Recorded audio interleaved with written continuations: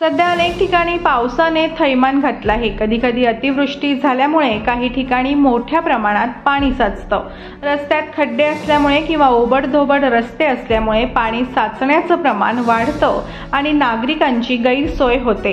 पावसाळ्यात कधी ट्रेन उशिरा येतात तर कुठे पाणी तुंबतं। अशा वेळेस घराबाहेर पडणंही कठीण होऊन जातं, परंतु नोकरदार माणसाला काहीही करून घराबाहेर पडावंच लागतं।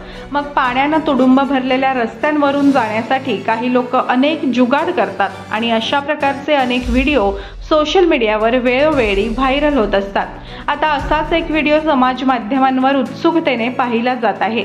व्हायरल झालेला हा व्हिडिओ भारतातला नसून परदेशातला आहे।